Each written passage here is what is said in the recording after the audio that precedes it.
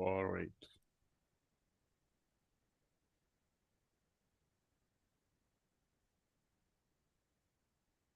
मौसम बदल गया. हाँ.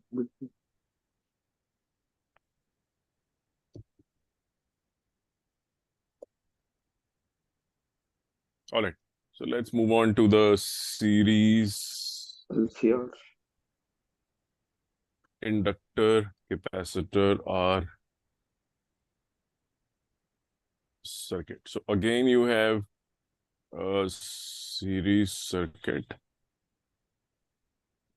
Order does not matter. कैसे ही लगा लो किसी को भी कोई फर्क नहीं पड़ता. सिर्फ सीरीज में जब तक this is your R, this is your C, this is your L. So your applied EMF instantaneous is this much. Okay. If you look into the phasor diagram of R, I and voltage will remain. I is common in all because it's in series. So I phasor सबका एक ही तरह से बनाऊंगा मैं. This is my VR. If I look at C, in C the voltage lags and current leads. Okay, so this is VC. अगर मैं L बनाऊंगा, the current सबका x-axis पे, if you notice, and VL.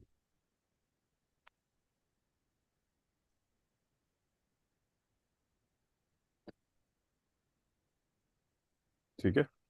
ठीक. R LC.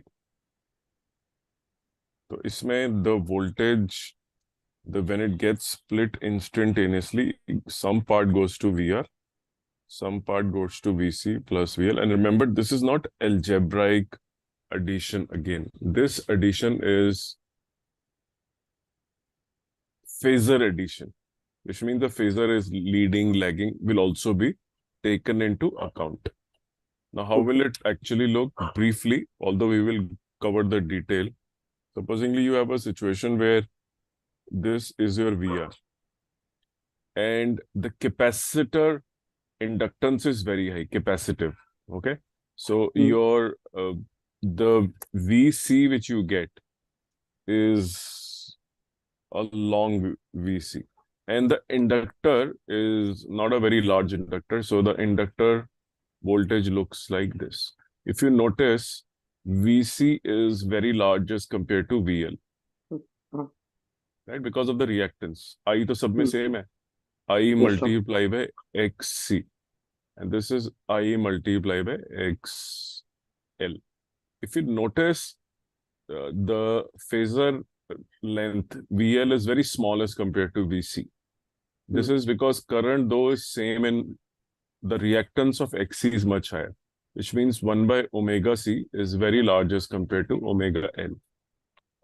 The reactance of capacitor is high, so the product is high. So this is your VC, this is your VL. So the circuit predominantly will be a capacitive circuit. And because they're opposite in nature, VL and VC, finally the diagram will look like this, that this vector will become VC minus VL. Because if you have a situation like 2J is upward and there is a 5J below, right, which is minus 5J. What is the net resultant? 3J, right? If you add them, this is what is happening. The impact of capacitor then dominates because the XC is higher. So the circuit will have inductive part, but predominantly capacitive. And you know, if it's predominantly capacitive, then the phase situation will be this. The current will lead. What is the job of L? The job of L is to ensure that voltage leads the current. The job of current is to ensure that voltage lags the current, the inductive part of it. So there is a fight happening between inductor and the capacitor as to whether the voltage across the capacitor will lead or lag. Across the inductor, it leads. Across the capacitor, it lags. But how will you decide the outcome of the fight? Whosoever provides larger reactance will win. If XC is greater than XL, the circuit will become predominantly capacitive and therefore the voltage will lag. If XL becomes greater than XC, it will cancel out XC and the balance XL minus XC predominantly will be XL. हाँ Because उसने नीचे वाले को खत्म कर दिया ना capacitor के असर को, बट अग्री ऑब्वियसली थोड़ा लॉस हो गया उसको इतना अपना XC को कंज्यूम करने में, और जो बैलेंस XL बचा. सो predominantly again the voltage will lead in such a circuit.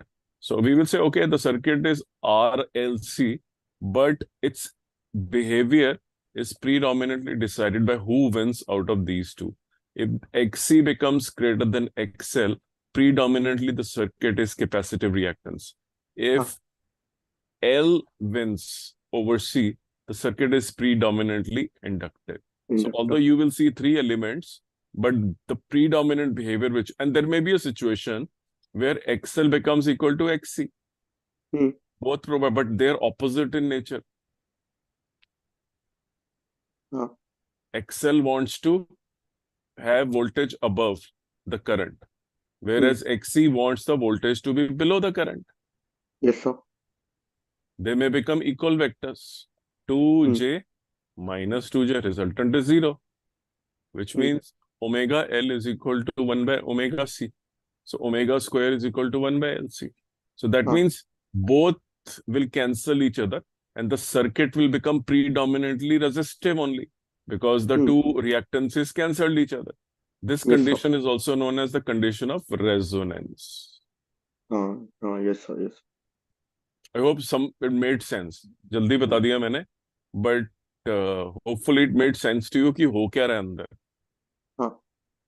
लड़ाई चल रही है, C और L की लड़ाई चल रही है, कौन जीतेगा भाई? ठीक है. सही है?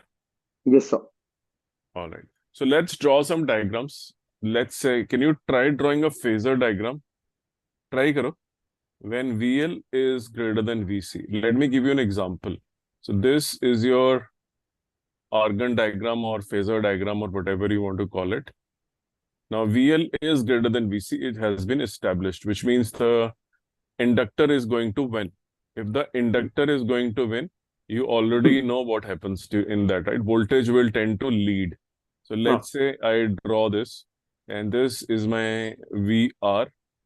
This is my VL, and VL, so VC is very small, VC, and the net resultant is this.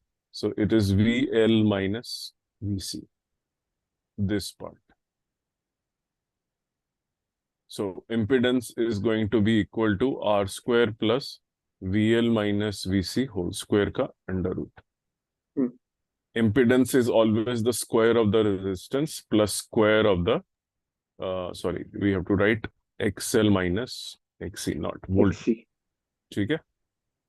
Generally, you would have written only XL square, only XC square, but now we have to take into account both the reactances. So LCR circuit has both the reactances present in it. Okay. Got it? Okay. So this is if I draw the for example, I say, okay, the current is here. Okay, current. So what will happen? The resultant of these two will be somewhere here, right? This is the resultant. Phi. And in the case of a inductive circuit, the current has to lag, right? In the case of an inductive circuit, this current is lagging. So you can see the resultant voltage has come out to be here. ये resultant voltage आ गई है. या impedance triangle में this is Z, this is XL minus XC, this is resistor. Right? So you can find the value of the phase difference which is between the current, R के साथ होता है current हमेशा, VR और I, दोनों एक ही phase में होते हैं for a resistor, हाँ and this is the net outcome of the two reactances. So Z की वैल्यू तो आपने निकाल ली है, this is Z, and if you want to find out tan phi, you can do it. Tan phi is equal to XL minus XC upon R. Hmm Want to find out cos phi is equal to R upon Z, base upon hypotenuse. hypotenuse ठीक है? So we know that although had it been a pure circuit, it would have been 90 degree. Hmm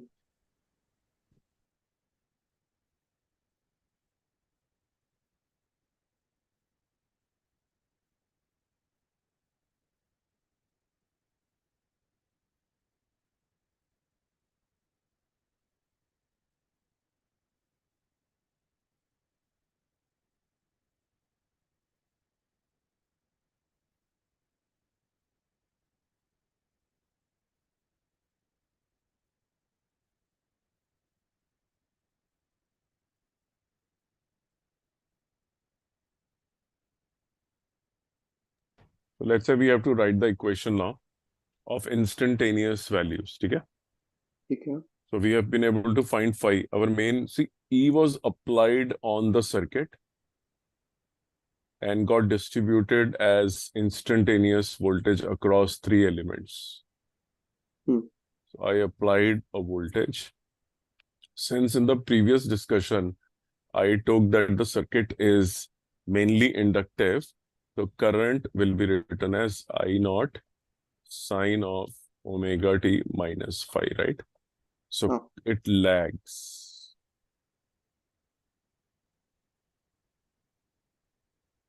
Inductive था ना predominantly, yes sir है ना? And I told you the cos phi is R by Z. You can see. Hmm So ऐसा triangle अब ऊपर की तरफ बनता है जब मोर इंडक्टिव होता है, तो ऊपर की तरफ बना. वैसे if I have to make a capacitive being more dominating, what hmm will I do? I will say okay, so XC is greater than XL, तो नीचे VC है और ऊपर VL है. हम्म सो V XC minus XL, net impact of reactance. The net impact of reactance is that XC is greater than XL. So whatever is the resultant is mainly capacitive. So this is your R. This is your, for example, I तो इसी direction में रहेगा. और अगर मैं impedance की और reactances की बात करूं, तो मान लो this is XL, this is XC wins, so this is a resultant of these two, XC minus XL, and this is your R. So let me just complete the triangle. You can see the triangle is in the downward fourth quadrant now. हाँ This part is XC minus XL, this part. XC minus XL. This is your resistance. This is your phi. So tan phi is equal to XC minus XL upon excel Z. So this is a Z. And you can okay see now the current anyway is here along R. But now the current is leading, and the value of current can be written as I is equal to I naught sine of omega t plus phi.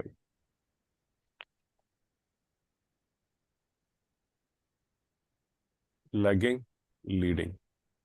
ठीक This है is voltage anyway across resistance, which is represented almost all. Both are represented like this. For an inductor, the voltage was here, and the current in a purely inductive scenario, 90 degrees से voltage was leading. For a pure capacitor, the voltage was lagging the current by 90 degree. But look at the Hmm. combined effect of all of them. These two fought, XL हाँ. and XC. So the resultant became this part. Hmm. And that combined, that impact of the resultant is, it is XC minus XL. Capacitive is left.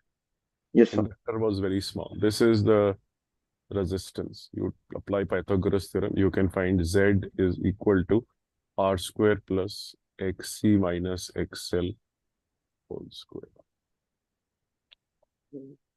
ठीक है. You can also find cos phi with this. Cos phi is equal to XC minus XL upon Z.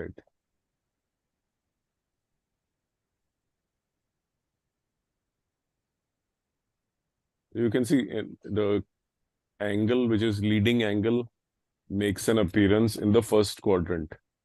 Hmm. Okay, if the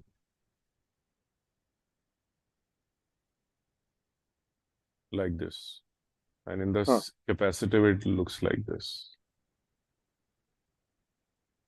Yes, sir. So E is equal to E तो ये लगाया था हमने, और your current is going to lag. So here it is I is equal to I naught sine of omega t minus phi. In the case of the second situation, I is equal to I naught sine of omega t plus phi. Hmm. So the fight is happening between capacitor and inductors. That is what you need to know, nothing more than that. Okay.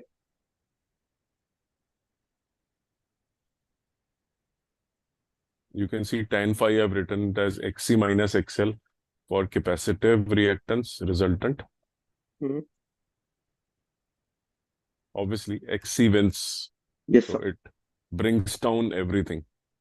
But if XL wins, then everything goes towards upward side. ठीक है. XL wins, right? So here you can see it is XL minus Xc. Hmm. So that you have to do in the numerical. First calculate Xc, then calculate XL and R.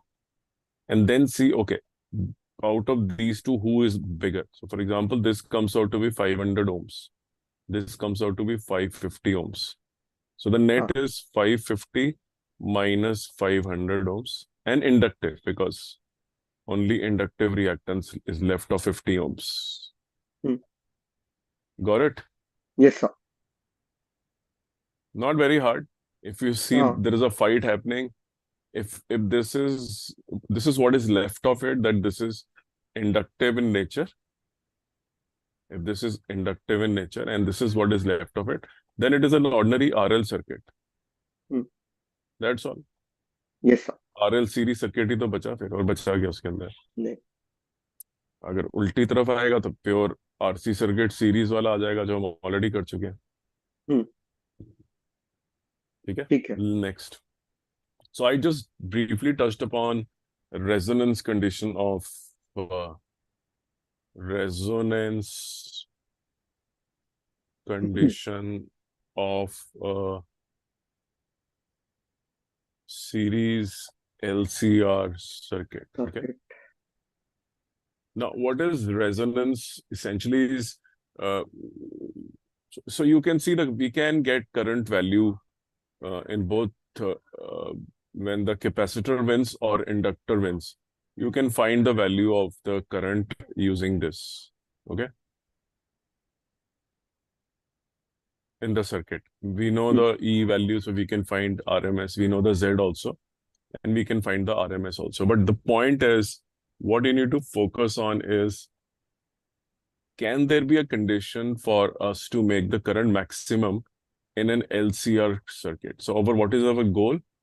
I max, okay? हाँ. Now let me write I RMS is equal to E RMS divided by R square plus, you don't have to worry कि ये inductive या capacitor जीता. Let's say we are just, क्योंकि square है, तो anyway Xc minus X. Square है, उल्टा भी लिख हम्म, लोगे तो आंसर सेम ही आएगा, makes no difference, right? I am yes sir. Just for the time being using this xc minus xl. So don't think that this is applicable to uh, xc greater than xl. It can be reverse also. I can Okay. also write it as equal to E RMS upon R square plus, okay, so xl minus xc. कोई फर्क नहीं पड़ता, square में। हम्म, the point is, ये तो I max नहीं बना, ये तो आई आर एम एस की अभी भी वैल्यू है। You yes can't sir. Change the R in the circuit, but probably you can have xc is equal to xl. So you hmm, say, okay, I will put xc equal to xl. So my I RMS, so this is going to go away from the denominator, and this is going to become I E RMS upon R square. ठीक है. So this situation, when xc becomes equal to xl, results in maximization of the current. Okay. Because in denominator, you have removed something very large. Hmm, Right? So this is I max. The maximum root mean square value you can get is like, it behaves like a purely resistive circuit. So this is a purely resistive circuit now. yes sir. Reactance तो खत्म हो गया, हम्म, जितनी reactance XL है उतनी reactance XC है. What is the difference? गए दोनों कैंसिल कर दिया, कैंसिल ही हो रहा है. आपने दोनों लगाए लेकिन कुछ हो ही नहीं रहा, बोले तो ओम्स लॉ को फॉलो कर रहा है ये तो। हम्म, भाई वो तो इसलिए कर रहा है क्योंकि आपने एक्सएल इक्वल टू एक्सी कर दिया। मैंने एक्सएल इक्वल टू एक्सी को अगर मैं बोलूं, तो मैंने जो अपना एसी सिग्नल लगाया है, तो मैं हाँ. लिख रहा हूँ एक्सी को लिख रहा हूँ 1/ओमेगा सी, और इसको लिख रहा हूँ ओमेगा एल। इस इक्वेशन की बात कर रहा हूँ मैं। ओके, इसको मैं लिख लेता हूँ, ये तो बिल्कुल ओम्स लॉ बन गया। So hmm, omega square is equal to 1/LC, omega is equal to 1/√LC. So my signal, which I've applied to the signal, sorry, to the circuit, this is my R, this is my L, and this is my C, and this is my signal, right? Hmm, You know, 314 आती है 50 hertz पे, 2πf, बहुत बार करा है yes. हमने, हाँ. 340, right? Hmm, If you choose your, or you can say 2πf है, तो omega is 314. If you choose your value of Henry and capacitor in such a way that when they multiply and you put them here in this formula, you again get 314, which means you find your LNC in such a way and calculate it here. The value of LNC becomes equal to the value of the applied frequency. इस हाँ. फॉर्मूले से yes sir. This is the condition of resonance. ऐसी condition में चाहे आपने inductor और capacitor लगा रखा है, बट एक दूसरे को कैंसिल कर रहे हैं वो, yes sir. ठीक है. चुनना पड़ेगा एल और सी को ऐसे। हम्म, आपको बोल सकता हूँ कि C was given to be 2 picofarad or 2 microfarad. So you'll say, okay, 314 is equal to 1 the root of L into 2 into 10 raised to power minus 6. Pico तो -9 ले लेता, मैं L की वैल्यू निकाल सकता हूँ। तो मैं L हाँ. और C का चुनाव करूंगा और डालूंगा और ओमेगा निकालूंगा। तो मैं बोलूंगा ये L और C चुन रहा हूं मैं in such a way that you will see circuit behaving purely like a resistor. Hmm, Earlier, the thinking was the inductor is winning, so the circuit is like LR circuit, हाँ. or capacitor is winning from reactance point of view. The circuit is series CR circuit. Now the thinking is it is a purely resistive circuit because neither capacitor is winning, neither inductor is winning. Both are cancelling each other, and therefore the balance is only resistor. ठीक है, ये तो समझ गया. Clear है ना बिल्कुल दिमाग में? This hmm, condition is called as the, अच्छा इस कंडीशन में क्या हुआ, दैट मीन्स इफ यू तो लुक इनटू इसी द केस में इम्पीडेंस, एलसीआर लगेगा. क्या लगेगा? एलसीआर सर्किट वाला फॉर्मूले, कौन से फॉर्मूले?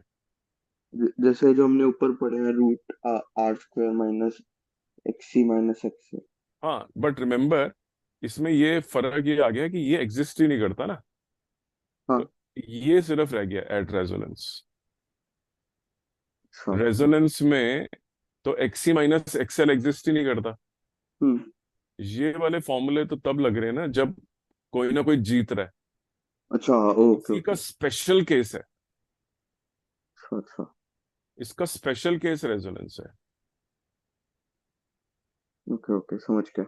ये रेजोनेंस की कंडीशन नहीं है, हम्म ये तो एक आम एलसीआर सर्किट है। इसी एलसीआर सर्किट को एक कंडीशन में कन्वर्ट कर रहे हैं जहां पे X C is equal to XL है। Hmm that is what it makes special. This is a general any LCR circuit, but LCR के अंदर अगर एल और सी की ऐसी वैल्यूज चुन ले, ये वाली, कि हाँ उसका 1/√LC अप्लाइड सिग्नल के बराबर की फ्रीक्वेंसी के बराबर ही हो जाए, then it's a हाँ। special LCR circuit, and we will say this type of LCR circuit is in resonance. Resonance. ठीक है। समझ आ गया? Yes sir. Right. So I'm saying, ऊपर मैंने सब कुछ लिख लिया, मैंने एलसीआर सर्किट की जनरल बिहेवियर समझा दी। अब मैं बोल रहा हूं कि ये जो मेरा बिहेवियर है, ये वाला, ये रेजोनेंस पढ़ रहा हूं मैं, a special case of LCR,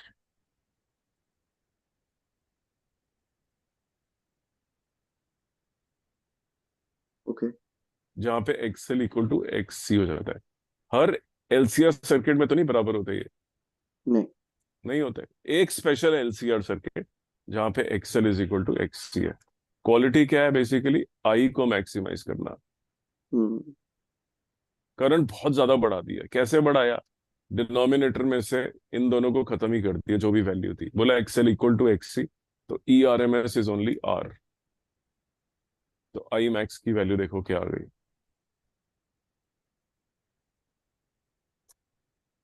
ठीक है। और एक और आप बात देखो, इम्पिडेंस होती है R² plus XL minus X C whole square, है ना? Impedance. Hmm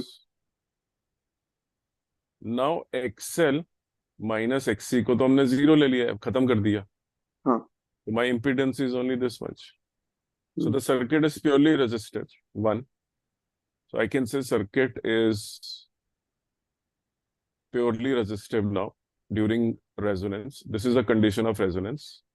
hmm, Circuit is purely resistive, वही ओम्स लॉ को फॉलो करता हुआ नजर आएगा। हाँ ठीक है। एक और बात मैं बोल सकता हूँ, क्योंकि करंट मैक्सिमम है, डिनोमिनेटर में से हटा दिया, so I can also say that my impedance is minimum then. हाँ, कह सकते हैं। भाई ये तो चला ही गया, हटा ही दिया पूरा हम्म का पूरा, ये हटा नहीं सकते आप, फिर तो कुछ बचा ही नहीं करने का। Yes sir. फिर रिएक्टेंस रिएक्टेंस रह गई। वैसे करेक्ट। रिएक्टेंस रिएक्टेंस तो वैसे ही जीरो है इसके अंदर, अगर आर भी हम्म हटा दिया तो सर्किट ही नहीं है फिर तो। Yes sir. So the least impedance you can get is R in this. Hmm तो जेड इज मिनिमम, द हाँ। Impedance during resonance is minimum. So during resonance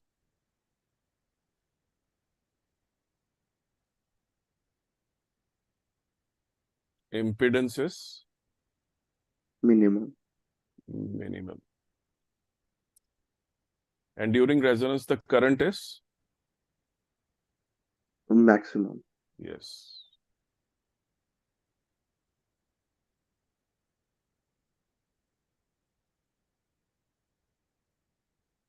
during resonance current is maximum, impedance is minimum।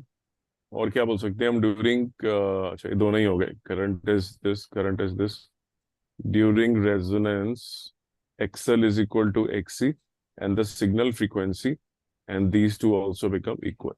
Mathematically अगर express करना हो तो ये है, hmm omega is equal to 1/√LC। ठीक है। Phasor diagram looks like this: VC and sorry VL and VC identical, cancel, net is R। Hmm,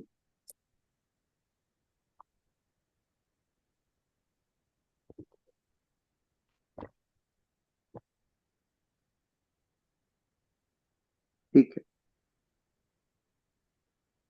Going to the next page। Okay. Okay. All right. One more point. Now we have done current electricity chapter also, and this is very interesting that during resonance, okay, during resonance,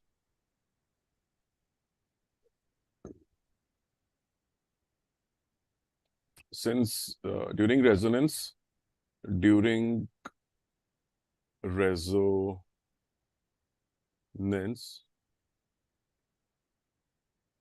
the circuit is purely resistive.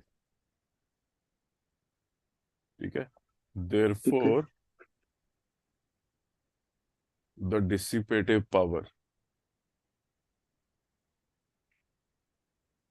is I square R.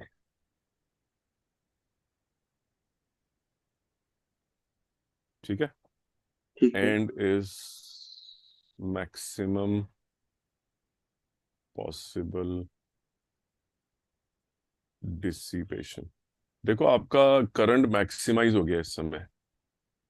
ये आई R M S जो है ये maximum पे है। ठीक है। अगर I maximum है तो आई स्क्वायर, इसका आई स्क्वायर आर भी तो मैक्सिमम आएगा। करेक्ट। तो आपने अगर एक प्योरली नॉर्मल सर्किट लिया, ये आर एल और सी, और उसको आर एल सी सर्किट को ए सी सर्किट के साथ लगा लिया, आपने इसके अंदर आई की वैल्यू निकाली और बोला कि I is going to be V upon R M S, मतलब हीटिंग इफेक्ट से लिंक्ड है, डायरेक्टली इफेक्टिव यूजफुल वाला। हाँ। Don't worry about this can be reversed also. ठीक आई है। आर एम एस की वैल्यू आ गई। हाँ। अब भी सर्किट के अंदर रजिस्टर है, तो हम्म। सर्किट रियल पावर तो कंज्यूम कर रहा है। ये तो पावर रियल पावर कंज्यूम करते नहीं, बाद में हम समझेंगे इसको, बट ये हम्म। बिजली का बिल तो इससे आता है। अच्छा। ये कंज्यूम कर रहा है I R M S square. आपने ट्रिक करी कि एक्सएल और एक्सी को बराबर कर दिया सडनली इसी सर्किट में, और आई आर एम एस को मैक्सिमाइज कर दिया, सबसे बड़ा आर एम एस जो पॉसिबल था वो निकाल लिया। तो अब आपकी डिसिपेशन भी तो बढ़ गई फिर। Yes sir. जब आप एक्स और एक्सएल और एक्सी लेके चल रहे थे तो उतना बड़ा करंट आपको मिल नहीं रहा था। आपने अचानक ही डिनोमिनेटर में एक्सएल इक्वल टू एक्सी कर दिया, करंट बढ़ा दिया अपना। तो that means during this phenomena when you made XL equal to XC, you did something very special. You also increased R to maximum, and hence your power dissipation also become maximum. ठीक है। क्योंकि I पे ही तो dependent है power हाँ। Dissipation. Yes sir. P is equal to I square RMS R for any situation. But create a special situation where I RMS maximum, then you will say, okay, then I will get a P max. हाँ। I square R M S, but ये बेटा maximum है, ओ। अच्छा। तो इसका square भी तो सबसे बड़ा आएगा।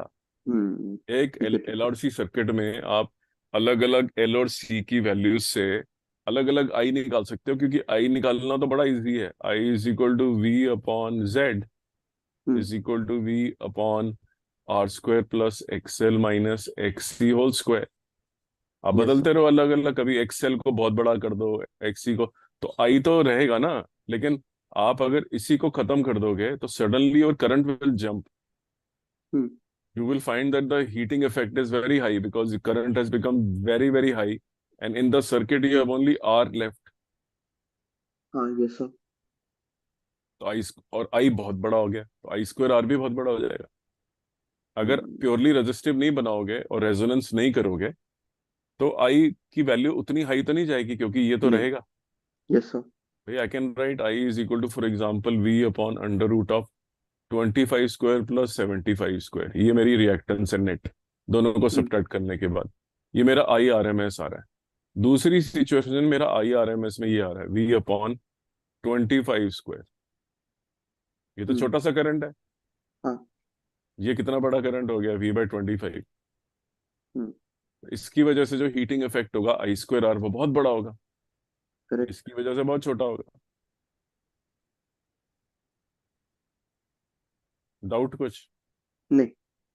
ये एक बहुत बड़ी वैल्यू आएगी, हाँ, ये तो 5625 में ये 625 जोड़ा 6200। और ये आएगी टोटल कुल मिला के 625। 10 गुना का फर्क आ जाएगा आई आई करंट में। तो हीटिंग में आई यस। स्क्वायर में 100 गुना का फर्क आ जाएगा। हाँ, आ जाएगा। This is going to be what 5625। This is 625।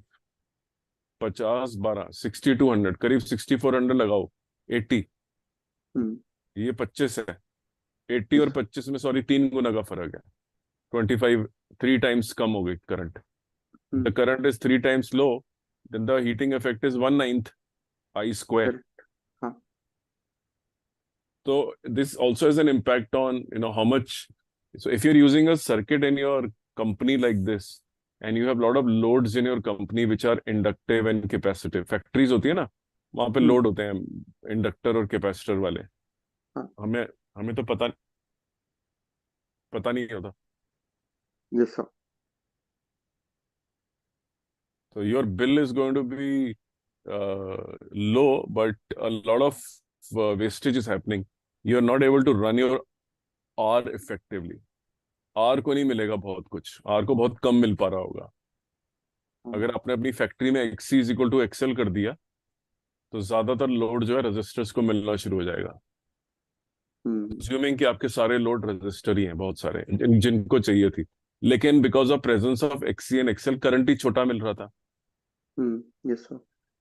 तो आपने बोला भी एक्सी एक्सएल बहुत ज्यादा मेरा वेस्टेज कर रहे हैं, मेरा करंट बहुत छोटा आता है, I don't get enough power. वो लोग बोलेंगे but we are sending you enough power, but they don't know that your factory has some spoil spots जहाँ पे एक्सेल और एक्सी बहुत है।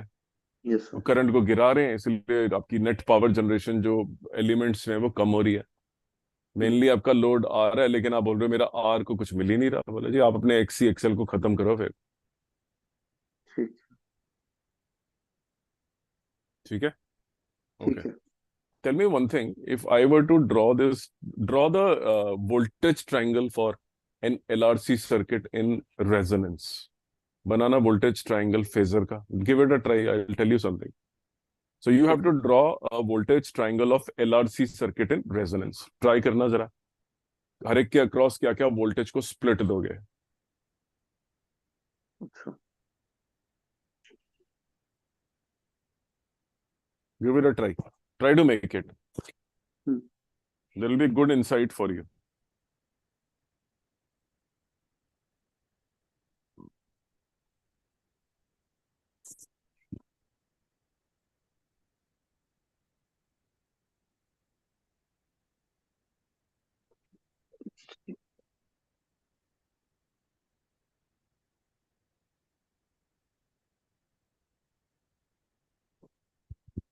अच्छा। वोल्टेज ट्रायंगल बनाना है फेजर की फॉर्म में।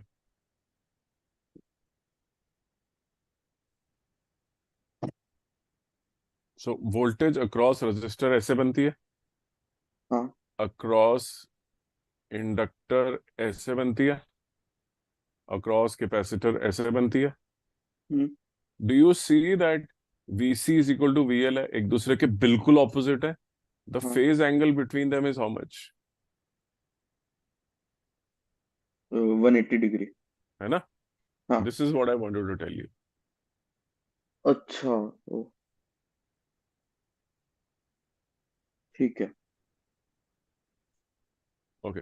One more important point remember कि जो वोल्टेज होती है जो आपने अप्लाई करी है, E is equal to E0 sin ωt। हम्म। आपको मालूम है कि वो इंस्टेंटेनियस वोल्टेज ऐसे स्प्लिट होती है।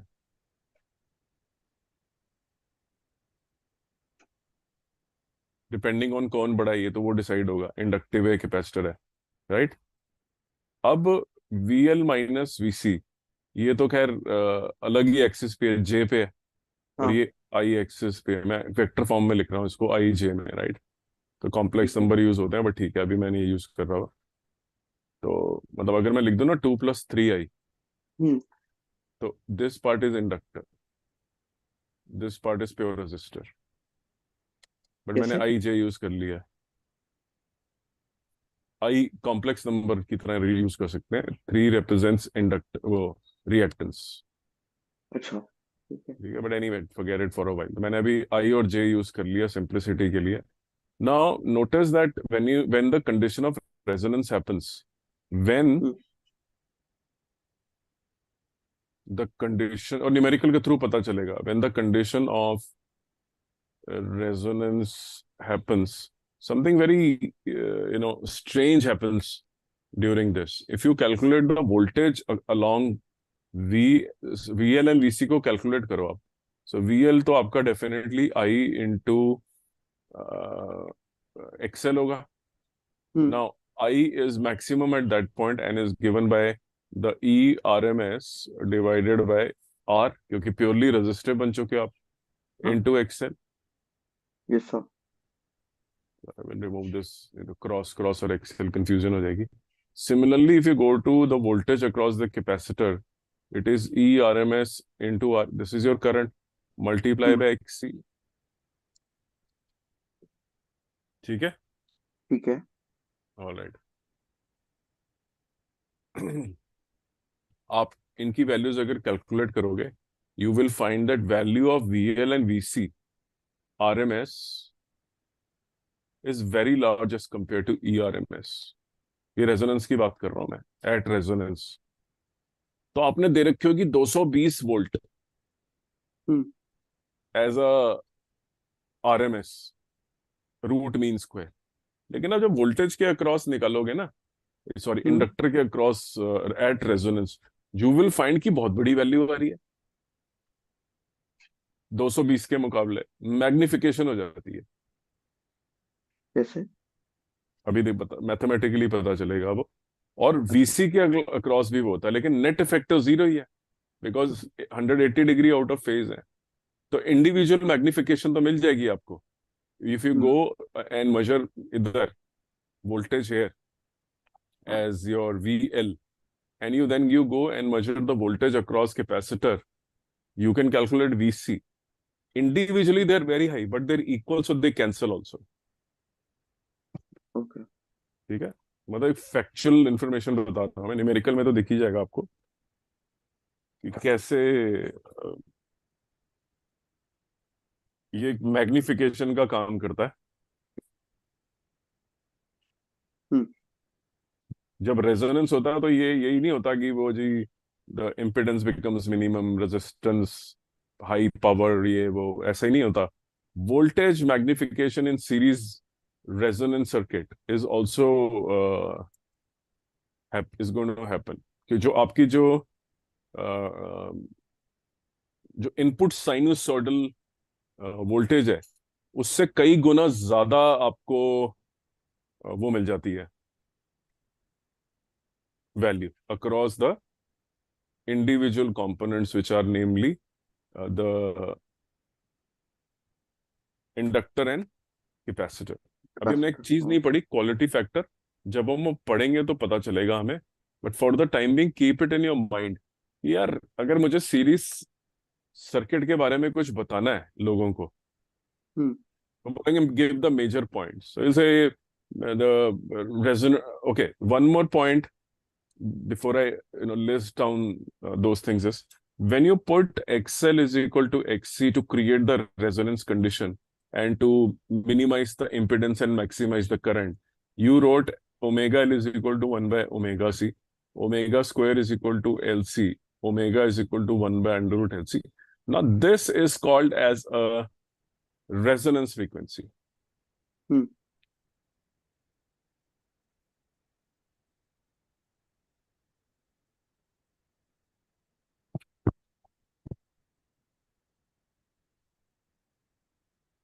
इसका नाम होता है रेजोनेंस फ्रीक्वेंसी. ओके। वो फ्रीक्वेंसी जहां पे आप रेजोनेंस को प्राप्त कर सकते हैं. But let me list down some of the important points. Okay, ये तो समझ में आ गया कि at resonance XL equal to XC, the hmm current is maximum, yes sir. The current is given by E R M S upon R, और E not bye are. अगर आपको आई पीक निकालना है तो आई आर एम एस निकालना है तो E R M S by R. Power yes sir. Dissipation भी मैक्सिमम हो जाती है. हम्म और जो वोल्टेज अक्रॉस आर होती है, वो सारी की सारी सिग्नल की वोल्टेज अब आर को मिल जाती है, करेक्ट। क्योंकि आपने जो सिग्नल दिया ये वाला, you gave some voltage to resistor, to capacitor, and then to inductor. But the problem is inductor और कैपेसिटर में तो इक्वल एंड ऑपोजिट वोल्टेज है, हम्म। तो we are, so if you notice whole of this signal is supplying to all three, but these two are getting cancelled voltages. They are at 100-degree phase difference. Okay. है ना, they are at 180-degree phase difference. E is equal to E naught sine omega t. So if they are cancelling each other, where is the whole voltage going? इसे मिल गई सारी. हाँ। So complete signal voltage is appearing across R during resonance. Okay. एक magnification का point भी बता दिया मैंने. हम्म। एक ये भी बता दिया कि 180-डिग्री फेज डिफरेंस होता है VL और VC में. Yes sir. ठीक है. अच्छा, हम्म, और क्या बोल सकते हैं. हाँ, one more important point you need to understand. So क्योंकि most resonance is primarily being driven by the fact that XL is equal to XC. Hmm. So somebody says, okay, in your circuit I will double the resistance now. तब भी resonance होगा, but ये है कि current जो आपका peak current था वो आधा रह जाएगा सिर्फ, क्योंकि आपने रेजिस्टेंस को डबल कर दिया है. Because your current is given by E R M S upon R, right. You double R, so this will become E RMS upon 2R. So this is your new R. हाँ। So the phenomena of R, the phenomena of resonance is not impacted if you change the value of resistance. तब भी होगा, सिर्फ current की value घटा बढ़ा सकते हो आप उससे. You can control your current only, that's all, value. But होगा वहीं पे जहां पे एक्सएल इक्वल टू एक्सी है. आप XL XL equal to XC करके आर को बदलते रहो. हम्म। आपने एक्सएल इक्वल टू एक्सी कर दिया, ये तो पक्का हो गया कि the circuit has become purely resistive. Yes sir. और प्योरली रेजिस्टिव सर्किट में आप रेजिस्टेंस कुछ भी लगा लो, क्या होता है, करंट ही बदल सकोगे. और क्या होगा, V is equal to I R, हाँ। I is equal to V by R. R बदलते रहो, नए करंट लेते रहो, बस दैट्स ऑल. सो आर के चेंज होने से रेजोनेंस को कोई फर्क नहीं पड़ेगा. आर के चेंज होने से सिर्फ पीक वैल्यू ऑफ करंट पे फर्क पड़ जाएगा. आपने अगर 4 गुना कर दी पीक वैल्यू, तो आपका करंट फिर 4 गुना कम हो जाएगा. हम्म। ठीक है। ठीक है. ठीक है sir. Okay. Let me introduce to you to one more terminology which is very important before we go further deep down in this topic. The topic it is called power factor hmm. of a LCR circuit. Okay. The situations in which XL is equal to XC means the circuit becomes purely resistive, which means if I write cos phi, earlier I was writing as R upon Z. Right now my Z is also equal to R, हम्म। क्योंकि XC minus XL तो खत्म ही हो गया. Yes sir. So this becomes R by R. So this is 1. So cos phi is equal to 1 and phi is equal to 0.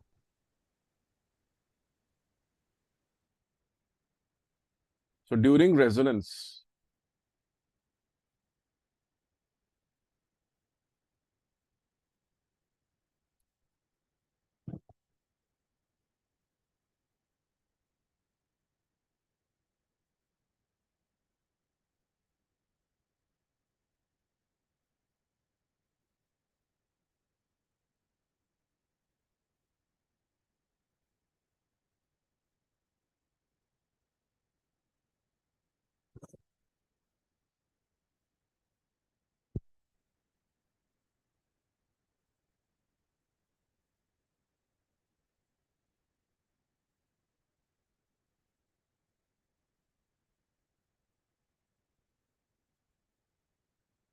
ये सब पता नहीं hang हो गया, तो मैं कोई बात नहीं, आवाज आ रही चल थी चलेगा। आपकी मेरे को। अच्छा अच्छा, ठीक है, which is fine. So let me first define it for you. Okay, now, okay, देखो, word is power factor. Now, in brief, though physically I'm going mathematical way कि प्योरली रेजिस्टिव हो जाता है, तो देखो जी, ये cos phi जो phase difference होता है बिटवीन करंट एंड वोल्टेज, जो लीड और लैग करते हैं डिपेंडिंग ऑन की सर्किट प्रीडोमिनेंटली रेजिस्टिव निकले, सॉरी, वो निकलेगा इंडक्टिव या कैपेसिटिव, लेकिन यहाँ पे इंडक्टिव ना कैपेसिटिव, क्योंकि रेजोनेंस है तो कैंसलेशन है।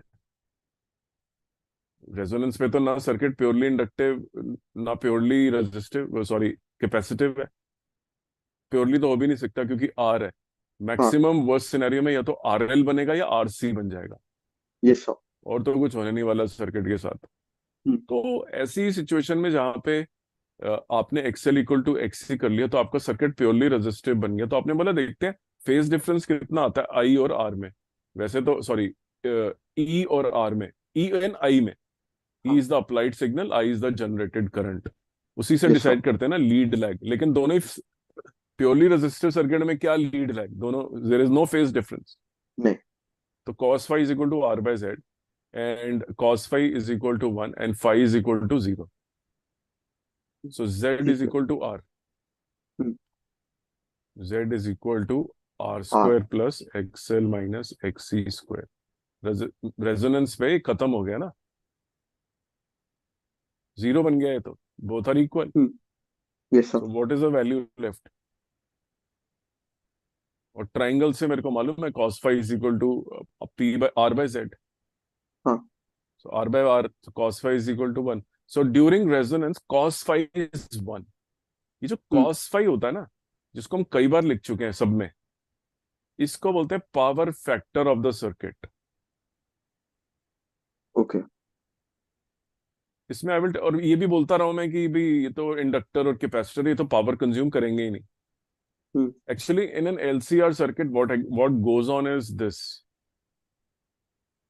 सो ये सिग्नल लगाया आपने, the power which is the reactive power.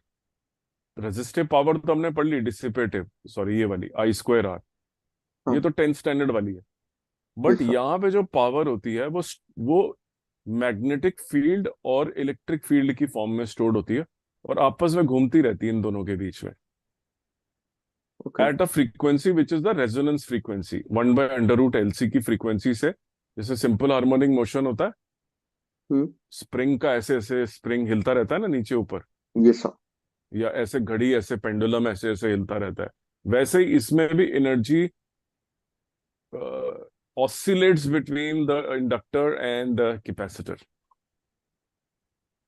Okay. There is a lot of oscillation happening. So there is a power exchange that is happening between the capacitor and inductor. And these elements are called as passive elements, क्योंकि खर्चा तो कुछ आने नहीं वाला, बस ये नहीं। डांस करते रहते हैं इन दोनों के बीच में. So these are called as passive elements of the circuit, LNC. And the power exchange keeps on happening between them. अच्छा।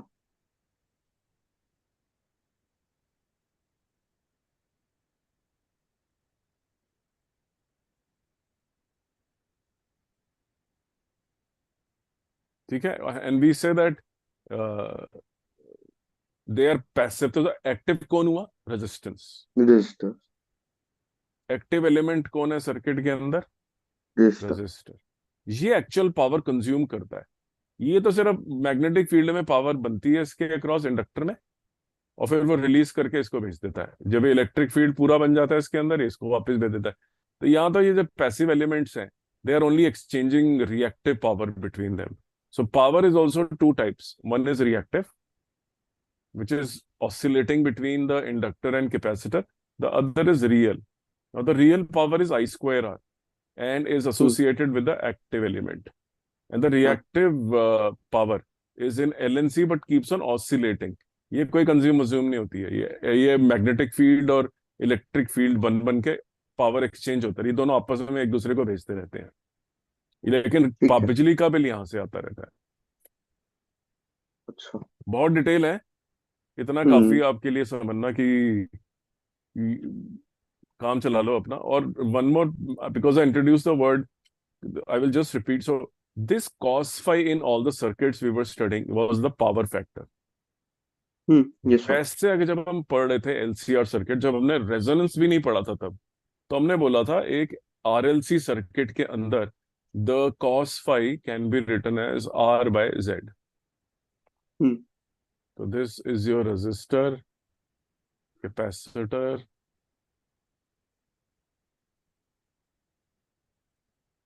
and my impedance is given by R square plus XL minus XC whole square under root. ठीक है, and cos phi was given by R upon Z. ये R upon Z हो गया, और ये जो cos phi है, हम्म। यही पावर फैक्टर होता है। अच्छा, ओके। एक सिचुएशन लेता हूं मैं, when cos phi is equal to 0, मतलब सर्किट में रेजिस्टर को ही हटा दिया तो R इज इक्वल टू 0 आ गया ना। हम्म। इफ ये तो कब पॉसिबल है, R नहीं बाय हो Z सकता। Equal to 0 when R is 0। Hmm. Resistor नहीं है अब सर्किट के अंदर, और लगा दी पावर, ये लो, रजिस्टर गायब। हाँ। तो cos phi is equal to 0, मतलब phi is equal to 90. Yes sir. Now what will happen is the only power you will have is the inductive reactive power, reactive not real.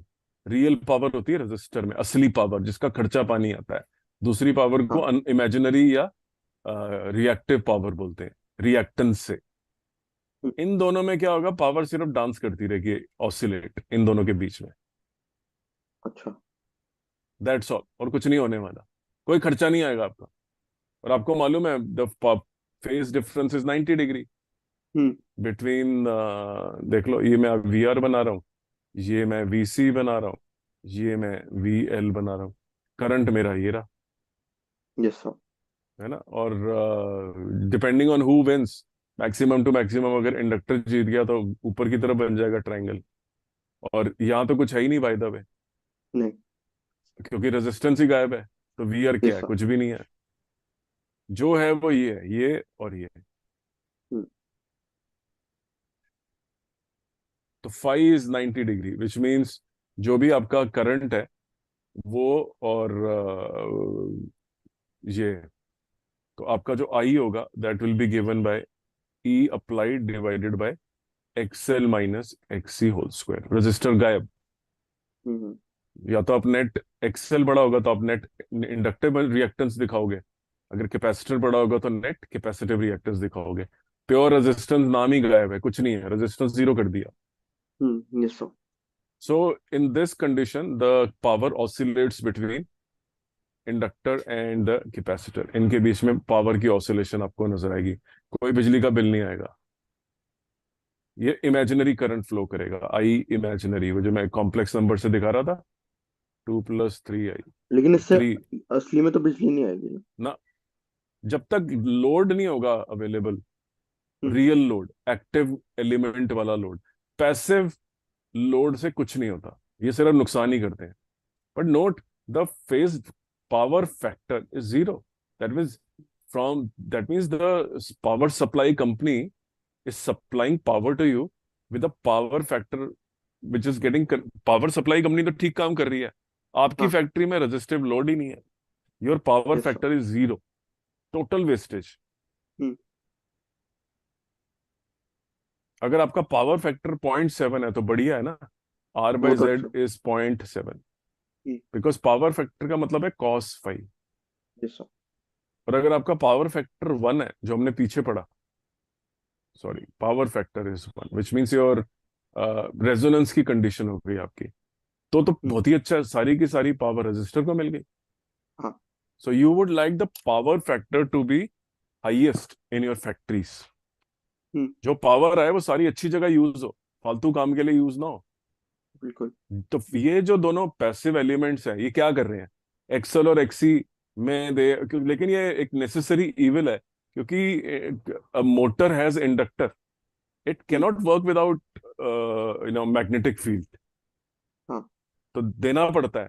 तो factories में you will notice the maximum power factor available is 0.7 0.8 necessary evil, although you don't want this points, you want this to be 1, जो power मिले सारी register को मिल जाए, लेकिन there is a necessary evil, and similarly some devices use capacitor, so that also reduces the power factor. देखो, अगर अगर मैं cos phi equal to r by Z लिखता हूँ, cos phi equal to r by Z लिखता हूँ, equal to r upon R square plus Z square, sorry XL minus XC square लिख देता हूँ। On one spectrum, I'm saying put r is equal to 0.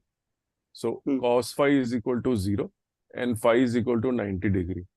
Only LNC are there in the circuit then. This is a worst situation to be in. There is power factor is not there. Second situation is there is some value of r and you're getting some power factor which is between 1 and 0. And phi is between 90 and 0. Yes, sir. One situation where r is only there and xc is equal to xl. So this is resonance. Yes, sir. This is very nice because cos phi is equal to 1 and phi is equal to 0. You love it. This is the best possible state to be in when the resonance is there. Because now it's purely resistive. Highest current, useful current. In this case, there is no useful current because there is no useful element. Useful element and the active element is R. Useless and passive elements are inductor and XC. What will a bulb do with the AC oscillations between inductor and capacitor? Nothing. Nothing. Detail बहुत सारे हैं, मोटा मोटा बता रहा हूं आपको जितना जानने की जरूरत है। ठीक है। एक्टिव एलिमेंट बहुत इंपॉर्टेंट होता है, जितना एक्टिव एलिमेंट को पावर मिले उतना अच्छा है, लेकिन जो पैसिव एलिमेंट है वो काम खराब करते हैं, पावर फैक्टर खराब कर देते हैं, क्योंकि पावर फैक्टर में ये दोनों आ रहे हैं ना डिनोमिनेटर में। अगर ये 0 कर दो तो बहुत अच्छा है। प्योरली रेजिस्टिव सर्किट, सारा एक्टिव एलिमेंट का सर्किट, जो पावर आ रही है यूज हो गई। लेकिन अगर ये प्योरली रेजिस्टिव की जगह दोनों ये रहे अंदर, रिएक्टेंस भी रहे अंदर, तो पावर फैक्टर कम हो जाएगा, डिनोमिनेटर बड़ा हो जाएगा, cos फाई की वैल्यू 1 नहीं बन पाएगी, हमें cos फाई 1 की तरफ ले जाना है। ये सिचुएशन आ जाएगी कहीं पे, और ये जनरली सिचुएशन 0.7 पे होती है। 1 नहीं बन पाता cos, 1 बनाने के लिए रेजोनेंस चाहिए। ठीक है। क्या टर्म थी? Power factor. आइडियली क्या पावर फैक्टर चाहिए हमको? 1 यूनिटी। वो कैसे अटेन होती है? रेजोनेंस पे, जब कैपेसिटिव रिएक्टेंस और इंडक्टिव रिएक्टेंस एक दूसरे को कैंसल कर देते हैं, करंट मैक्सिमम हो जाता है। ठीक है। Is it true that in a series RLC circuit, the resistor, inductor, capacitor have same current flowing through them? Yes, of course. Yes, sir. Is it true that during resonance, the current passing through the circuit is maximum when the XC is equal to XL? नहीं, ये नहीं। Yes, XC equal to XL पे ही तो resonance होता है, highest current आ जाता है। Okay. At resonance, the current is highest, क्योंकि डिनोमिनेटर में XC और XL है ही नहीं। ठीक है।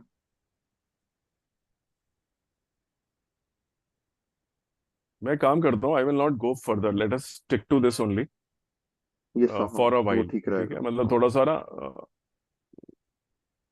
हाँ अभी के लिए ठीक है। हाँ ठीक है, मतलब पढ़ेंगे तो सभी कुछ, but okay, if in a circuit, fill in the blanks, okay?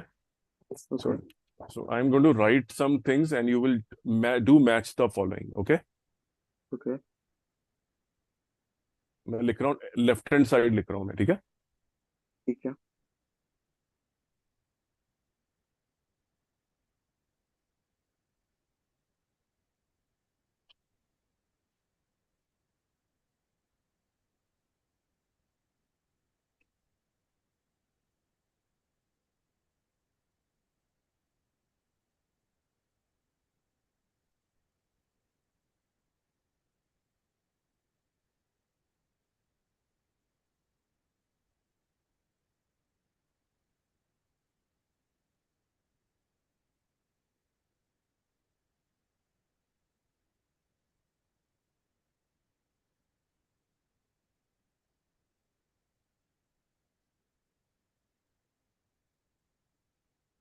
Okay, do match the following.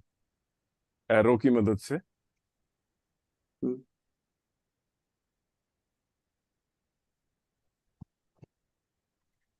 Let's help you first fit the things in your mind.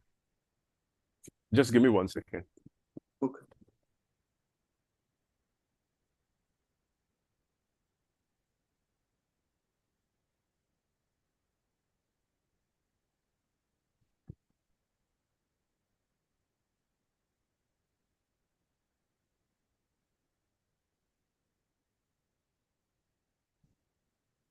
Okay,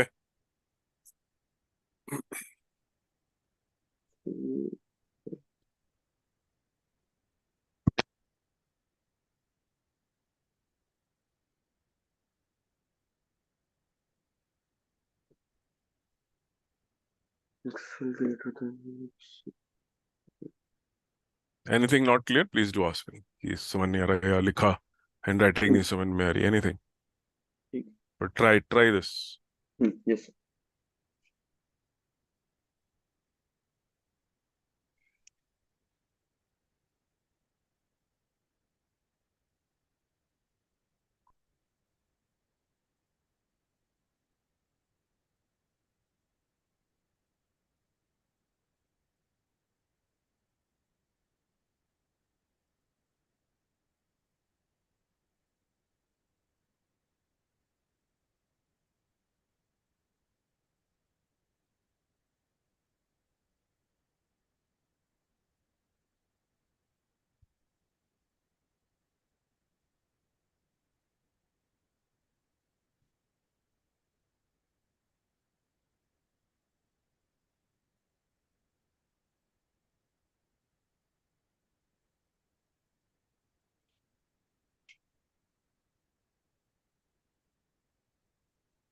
Excel is equal to XC तो RLC circuit में equal होता है ना? अच्छा, समझ गया कैसे match करना। ओके, समझ गया।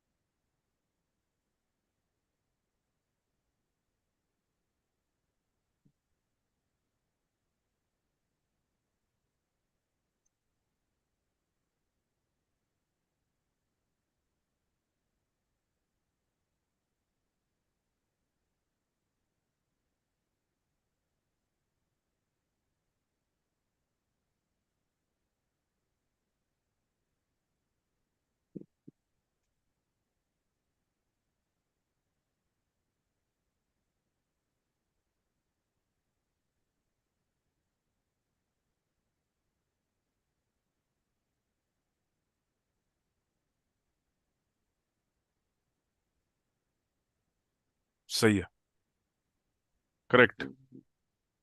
अभी कॉन्फिडेंट, डोंट बी स्कैर्ड, ठीक कर रहे हो।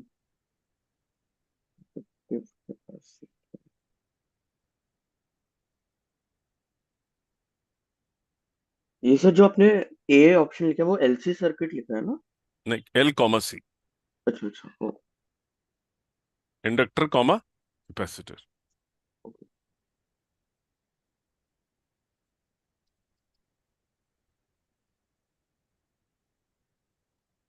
Passive element.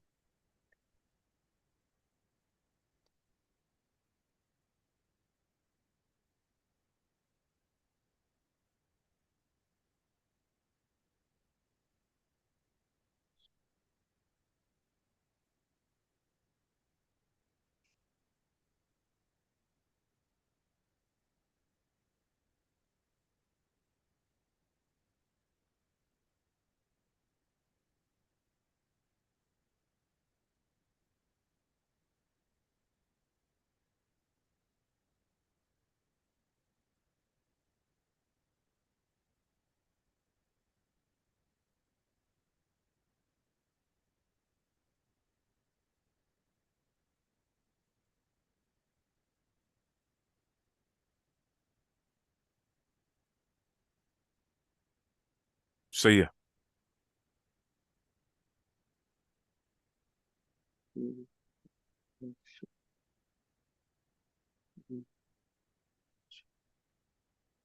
कैसे तो एलसी होगा।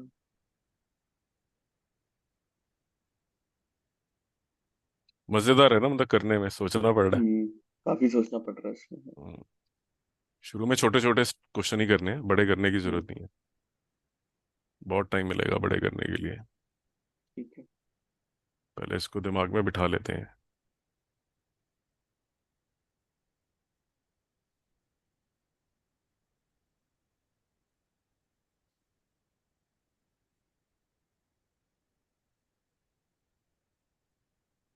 Omega is equal to 1/√LC।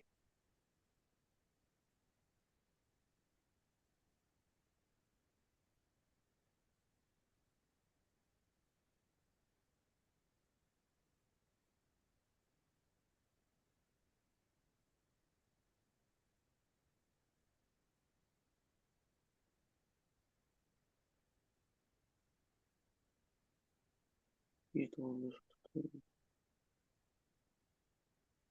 ये एक्टिव।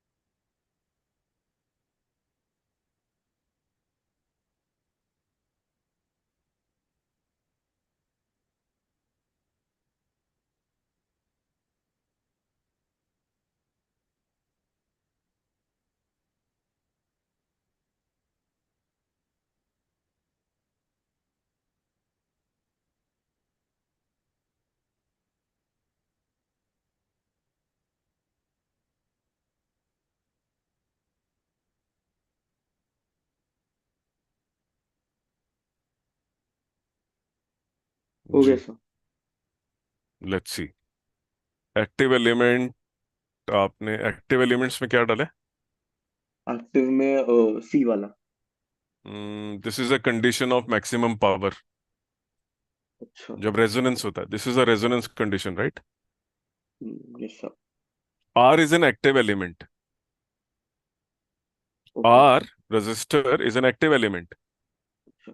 मैक्सिमम पावर कब ट्रांसफर होती है? रेजोनेंस याद आ गया। फ्रीक्वेंसी पे। Yes sir. ठीक है, XL XC is equal to L is the condition of resonance. ठीक है, power transfer, inductive circuit, XL is सही है। कैपेसिटिव सर्किट सही है। अब सही करा, समझ आई? ठीक है। Yes sir. छुप hidden question, maximum power happens at resonance. Yes sir. So I will just conclude now and I will continue okay. to do these small quizzes with you until I'm ठीक है। confident you have a grasp. Hmm. Please give it some time, especially the topic of the characteristic of a series resonant circuit. क्या characters होते हैं उसके, phase difference के, voltage magnification के, resonance क्या होता है, ऐसे 11 कैरेक्टरिस्टिक्स आपको याद रखने हैं. Okay. Go to 7.23. 7 point SL रोड़ा ना। यस, Okay, ठीक है. ठीक है। See you then in the evening. Take care. Bye.